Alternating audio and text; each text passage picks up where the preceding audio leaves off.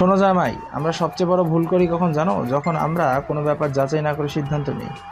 আমার মেয়েটা একদম বাচ্চাদের মতন, কোনো দিক পাস নাই। আর হ্যাঁ, বাচ্চাদের যেমন আদর করলে সব পিছনে কষ্ট ভুলে যায়, আমার মেয়েটাও সে এক নিমিষেই রাগ ভেঙে চুর চুর। আচ্ছা বাবা, আমি তাহলে যাই। একদমই না, রাত হয়ে গেছে অনেক। যেখানে যাবে সকালে যেও, এখন না। হাসান সাহেব কথা আর ফেলতে পারল না। অর্ণব রয়ে গেল সেই রাতে। একদিনের জার্নির পরে শরীর খুব ক্লান্ত হলেও কেন জানি না ওর দু চোখের পাতা এক করতে পারল না। বারবার মনে হচ্ছে, আচ্ছা মেহুলকে সব বোঝাতে পারবে তো। আরেকজনও বিনিদ্র রাত পার করেছে। গাড়ির ধুলো নিতে চোখ থেকে থেকে লেগে আসলেও কেন জানি মোটেও ঘুম আসছে না মেহুলের। বারবার মনে হচ্ছে অর্ণবের ভালোবাসার ডায়েরিতেই ওর নাম লেখা নেই, আছে অন্য কারের নাম। কিন্তু কেন? মেহুল তো স্বামী আর ভালোবাসার মানুষ হিসেবে অর্ণবকেই ঠাঁই দিয়েছিল নিজের মনের মণিকোঠায়। ইন্ডিয়ার বর্ডার পার হয়েই সোজা চলে গিয়েছে সৈয়দপুর, ওখান থেকে প্লেনে করে যশোর, তারপর সোজা বাড়িতে বাবার কাছে। হাসান সাহেব একটু অবাক হয়েছিলেন মেয়েকে দেখে, কিন্তু সেটা বুঝতে দেয়নি, হেসেই বলেছিলেন, কিরে মেহু, বাবাকে ছাড়া ইন্ডিয়া তো ভালো লাগেনি নাকি? বাবা, আমি আজিমপুরে কিছুদিন থাকবো। কাউকে বলবে না আমি কোথায় আছি। বাবার প্রশ্নের উত্তর না দিয়েই বলল মেহুল। হাসান সাহেব মেহুলকে মানুষ করেছেন গতানুগতিক ধারার বাইরে যেয়ে। মেয়েকে সবকিছু করার স্বাধীনতা দিয়েছেন কোনো কৈফিয়তদারি ছাড়াই। মেয়েও হতাশ করেননি তাকে, প্রতিটা ক্ষেত্রে তার মেয়ে আজ সফল। মেহু, তুই যা করবি সেটা বুঝে শুনেই করবি, এটা আমি জানি। কিন্তু দেখিস, সবসময় বিবেক দিয়ে না, সবকিছুর সময় আবেগ দিয়েও চলতে হয় মা। বাবা, মানুষের লাইফে এমন কিছু মোড় আসে সেখানে বিবেক আবেগ সব শূন্য হয়ে যায়। আমারও তাই হয়েছে। তাই বিবেকের সাথে আবেগ মিশিয়ে ভাবার জন্য আমার কিছুদিন নিজেকে দেওয়ার মতো সময় চাই। মেহুল আরও কিছু কাপড় ওর কাবার থেকে নামাতে নামাতে উত্তর দিল। হাসান সাহেব আর কিছু না বলেই চুপ করে রইলেন। মনের মধ্যে হাজারো প্রশ্ন ঘুরপাক খাচ্ছে, কিন্তু উত্তরদাতি যেন আর মৌনতায় ডুবেছে। টানা 1.5 দিনের যাত্রা শেষে মেহুল যখন ওদের ফ্ল্যাটে পৌঁছালো তখন বেশ বেলা হয়ে গিয়েছে। বাসে যিনি কেয়ারটেকার আছেন সে বেশ বয়স্ক লোক, নাম জব্বার। মেহুল কাকা বলেই ডাকে। ওকে এত সকালে এভাবে দেখে বেশ অবাকই হলো জব্বার। খালাম্মা, আপনার তো বেআইনা বেলা, সব কুশল আসেনি তো? হ্যাঁ কাকা, সব ঠিক আছে। আমার জন্য করার লিকারের চা বানান। আর যদি কেউ আসে আমার খোঁজে সোজা বলে দেবেন যে আমি বাসায় নেই। এটুকু বলেই মেহুল চলল রুমের দিকে। জব্বার চুপ করে রইল। মালিকের মেয়েটাকে খুব ভালোবাসে ও, কিন্তু এই ব্যাপারটা যেন কিছুতেই বুঝতে পারছে না যে বিয়ের 2 দিন পরেই এখানে কি জন্য এলো, আর একাই বা কেন এলো। মেহুল ফ্রেশ হয়ে এসে দেখলো জব্বার চা রেখে গিয়েছে। চা শেষ করে নিজেকে খুব ফ্রেশ লাগলো ওর কাছে। ফোন বের করলো হাসান সাহেবকে কল দেওয়ার জন্য। হ্যালো বাবা। মেহুল, তুমি কোথায়? ও পাশ থেকে শোনা গেল অর্ণবের ধরা গলা। ঠোঁটের এক প্রান্তে কামড়ে ধরে গলার কাছে মুচড়ে আসা কান্নাটা আটকালো মেহুল। খুব কষ্টে কান্না আটকে বলল, কি অবস্থা? কেমন আছেন আপনি? সরি, না বলে চলে এসেছিলাম। আসলে ভালো লাগছিল না। বাবাকে বলবেন আমি ভালো আছি। আপনিও ভালো থাকবেন। খোদা হাফেজ। অনেকটা মেশিনের মতন গড়গড় করে কথাগুলো বলে ফোন কেটে সুইচ অফ করে দিল মেহুল। বালিশের সাথে মুখটা শক্ত করে চেপে ধরে ফুপিয়ে কেঁদে চলল। ফোন কেটে যেতেই আবারও কল ব্যাক করলো অর্ণব, কিন্তু ফোন নট রিচেবল। হাসান সাহেব বেশ হালকা কণ্ঠে বললেন, বাবা, ও ধরবে না ফোন, কিছুদিন যেতে দাও, সব ঠিক হয়ে যাবে। বাবা, আমি মেহুলকে ভালোবেসে ফেলেছি, খুব করে ভালোবেসে ফেলেছি। আপনার মেয়েকে ছাড়া চলবে না। অর্ণবের অশ্রুসিক্ত কণ্ঠে শুনে হাসান সাহেব এবার বেশ বিপদে পড়লেন। খুব জানতে ইচ্ছে করতে লাগলো তার যে এত ভালোবাসে তার মেয়েকে, কিন্তু কি এমন হয়েছিল যে তার মেয়ে পালিয়ে বেড়াচ্ছে। হাসান সাহেবের সব কিছু কেমন জানি গুলিয়ে যেতে লাগলো। অর্ণব এবার হাঁটু গেড়ে বসে হাসান সাহেবের সামনে, ওনারা 2 হাত নিজের হাতের মধ্যে নিয়ে বলল, বাবা, আমি কিছু কথা বলতে চাই, শুনবেন প্লিজ? হাসান সাহেব মাথা ঝুলিয়ে সায় দিলেন। অর্ণব শুরু করলো বলা, ঝিলমিলের সাথে পরিচয় থেকে শুরু করে গ্যাংটকে ঘটে যাওয়া সব ঘটনা। হাসান সাহেব খুব মনোযোগ দিয়ে শুনতে লাগলেন। অর্ণব বলা শেষ করে তাকালো হাসান সাহেবের দিকে। মাথা নাড়াতে নাড়াতে হাসান সাহেব বললেন, না বাপু, আমি ভেবেছিলাম আমার মেয়ে আমার মতন হয়েছে, কিন্তু কিসের কি, আমার মেয়ে আমার আশায় ঢাললো পানি, মায়ের মতন বলদমান হয়েছে আর কি। অর্ণব কথার আগাগোড়া কিছুই বুঝতে না পেরে অবাক হয়ে তাকালো শ্বশুরের দিকে। তোমার কবরস্থ শাশুড়ি মাদারকে ভুলক্রমে একবার বলেছিলাম আমার প্রথম ক্রাশ আমার স্কুলে ম্যাডাম ছিল। তারপর সে দীর্ঘ 6 মাস তার বাপের বাড়ি ছিল, লওঠেলা। অর্ণব এবার হাসবে না কাঁদবে সেটাই বুঝতে পারলো না। মেয়ে তো মেয়েই, মাশাল্লাহ, তার বাপ আরও এক কাঠি বাড়া, সুবহানাল্লাহ। হাসান সাহেব দাঁত কিরমিরিয়ে বললেন, কি না কি হয়েছে, সোজা ইন্ডিয়া থেকে দেশে এসে হাজির, একদম মায়ের মতন হয়েছে আর কি। জি বাবা। অর্ণব কিছু না বুঝেই সায় দিল। হাসান সাহেব অনেকটা ষড়যন্ত্র করার মতন ফিসফিসিয়ে বললেন, একটা বুদ্ধি আছে, এতে সাপও মরবে লাঠিও ভাঙবে না, মানে মেহুর রাগও কমে যাবে, আবার তোমার আর আমারে বকবেও না। হাসান সাহেবের বুদ্ধিটা খুব ভালো লাগলো অর্ণবের। শুধু এখন সবকিছু গুছিয়ে নিতে পারলে কালকে সকালের অপেক্ষা। সকালবেলা পাখির কিচিমিচিরের সাথে যোগ হয়েছে কলিং বেলের খাপছাড়া শব্দ। একটানা অনেকক্ষণ বেজে যাচ্ছে কলিং বেল। মেহুল এবার বিরক্ত হলো জব্বার কাকা গেল কই। চোখ ডলতে ডলতে উঠে বসে বিছানা থেকে নেমেই বেশ আশ্চর্য হয়ে গেল ও। এখন বলতে গেলে কাক ডাকা ভোর যাকে বলে। চারিদিকে শোবে সূর্যের কোমল আলো এসে ছুঁয়ে যাচ্ছে। কোমল মোলায়েম একটা আলোর ছাটা এসে পড়েছে মেহুলের বারান্দায়। কয়েকটা চড়ুই পাখি যেন নিজেদের মধ্যে গুরুত্বপূর্ণ বিষয় নিয়ে কিচিরমিচির করে আলোচনা করে যাচ্ছে, কিন্তু কয়েকটা কাক হয়তো আলোচনা না করে তুমুল সুরে ঝগড়া করেই যাচ্ছে। এসবের দিকে মনোযোগ কাটিয়ে মেহুল আবার চল দরজার দিকে। দরজা খুলে দিতেই বন্যার পানির মতন যেন হু হু করে ঘরে ঢুকতে লাগলো হাসনাহিনা বানু, লিপি বেগম, বেনু, শাইলা, সোহেলি আর অর্ণব। মেহুল যেন এই হঠাৎ আগমনে বিশাল এক ধাক্কা খেলো। ও আরো অবাক হলো যখন দেখলো হাসান সাহেব সবার পেছনে কাচুমাচু করে রুমে ঢুকলো। স্লিভলেস মেরুন টি শার্ট আর পিঙ্ক শর্ট পরা মেহুলের সাথে সবার আগে কথা বলল হাসনাহিনা বানু। কি ব্যাপার নাগবো, তুমি অর্ণবের কাপড় পরে আসো কেন? নাতি কি তোমার জামা কাপড় পরে আর তুমি ওর? হাসনাহিনা বানুর কথা শুনে এবার বেশ লজ্জা পেল মেহুল। তাড়াতাড়ি লিপি বেগম প্রসঙ্গ পাল্টানোর জন্য বললেন, মেহুল এই কয়েকদিনে কি পরিমাণ শুকিয়ে গেছো মা, বলো তো। এবার আর কোনো টেনশন নেই, আমি এসে গেছি, রান্না বান্না সব দায়িত্ব আমার। আচ্ছা বৌমা, তুমি কেমন জানি? এইমাত্র এলাম সবে, আর এসেই তুমি কান্নাকাটির দায়িত্ব নিয়ে নিলে? হাসনাহিনা বানু বিরক্তির স্বরে বলল লিপি বেগমকে। হাসান সাহেব খুব কষ্ট করে হাসি আটকালেন নিজের। অন্য সবাই হাসনাহিনা বানুর এই স্বভাবের সাথে অভ্যস্ত হলেও ওনার অভ্যাস হয়নি।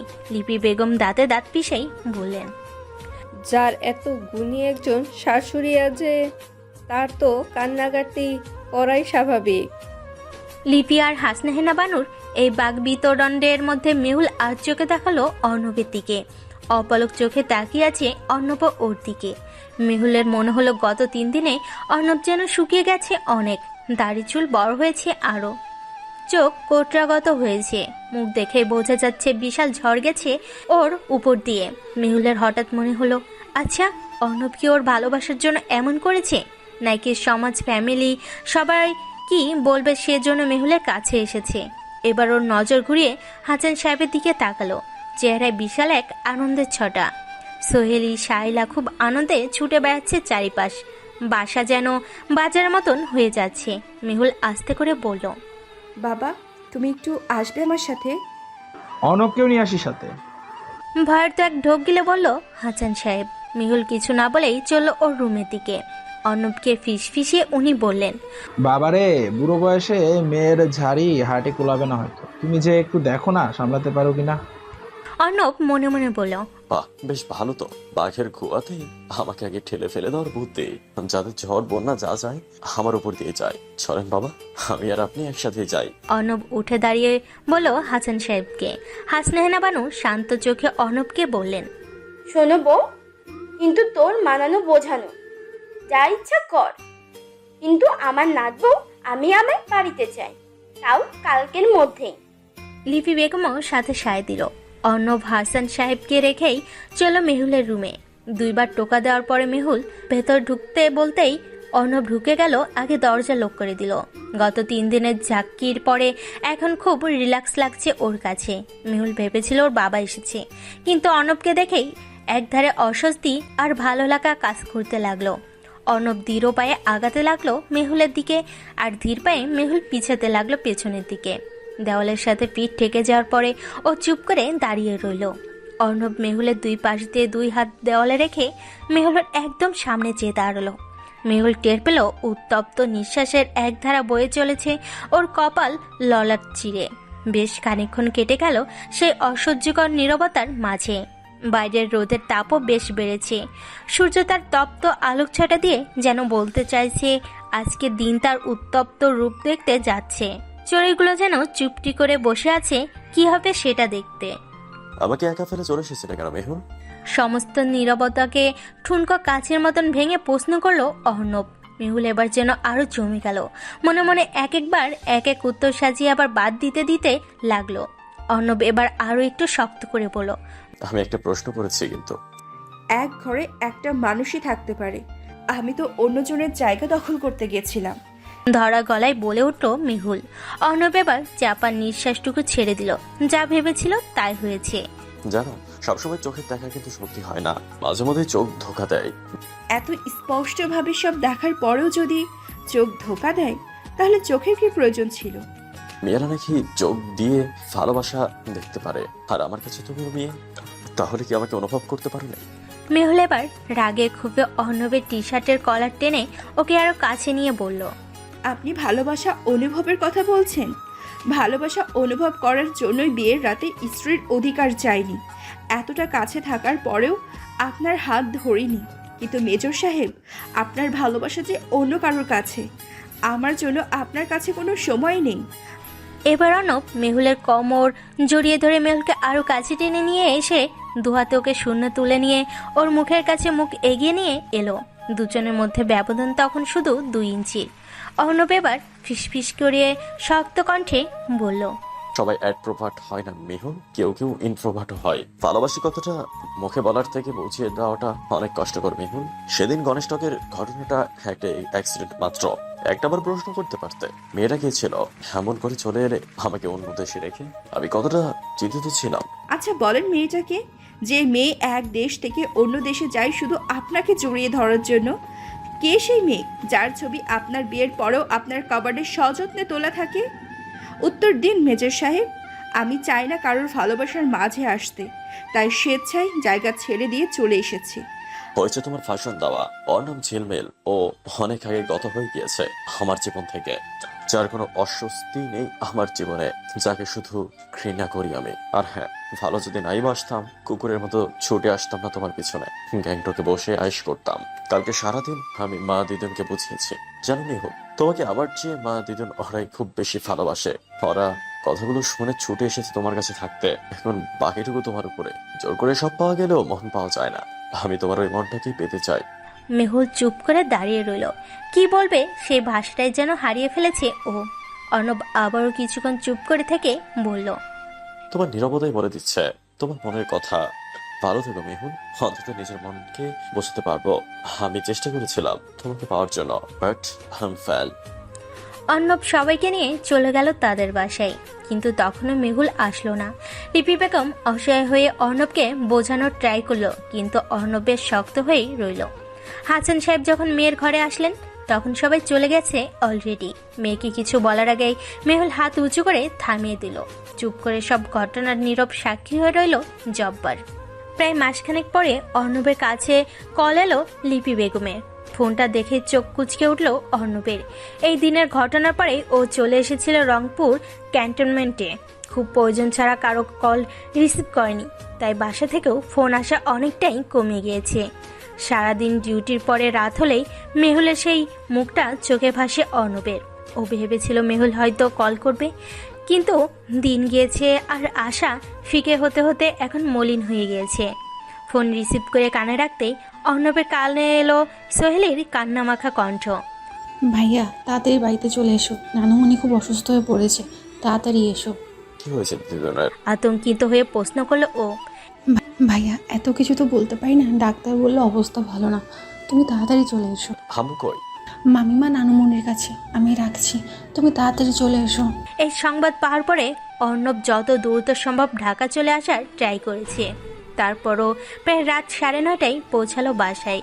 এক ছোটে চলল হাসনাহেনা বানুর রুমে, যে দেখে বিছানায় বসে খুব মনোযোগ দিয়ে উনি প্লেট ভরে বিরিয়ানি খাচ্ছেন আর টিভিতে টম জেরির কার্টুন দেখছেন।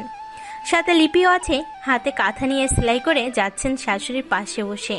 অর্ণব অবাক হয়ে ওদের সামনে যে দাঁড়াতেই দুজনেই চমকে উঠল। দিদু, তুমি না অসুস্থ? এই তোর অবস্থা? রাগী স্বরে প্রশ্ন করলো ও। লিপি বেগম হা হা করে উঠে বললেন, আম্মা, কেন আপনি উঠছেন? শুয়ে পড়েন তাড়াতাড়ি। আহা, কত অসুস্থ আপনি। মুখ ভরা বিরিয়ানি নিয়ে গ গ করে কিছু বলতে চেয়েও থেমে গেলেন হাসনাহেনা বানু। অর্ণব এবার ওর মায়ের দিকে তাকিয়ে বলল, আম্মু থাক, আর শাক দিয়ে মাছ ঢাকতে হবে না। রংপুর থেকে দৌড়াতে দৌড়াতে এসেছে, আর এসে দেখছি এই পালা। বাচ্চারাও তো এমন করে না। এই পটপট করা থামা। মাসের উপর হয়ে গেল, বাড়ি ঘর তালাক দিয়ে বসে আছি। একটা মেয়ে তোর কাছে সব, আর আমরা তো ধনচা, তাই না? মুখের বিরিয়ানিটুকু কোত করে গিলে ফেলে ঝাড়ি দিয়ে বলল হাসনাহেনা বানু। লিপি বেগম শান্তস্বরে বললেন, যা, যে ফ্রেশ হয়ে নে।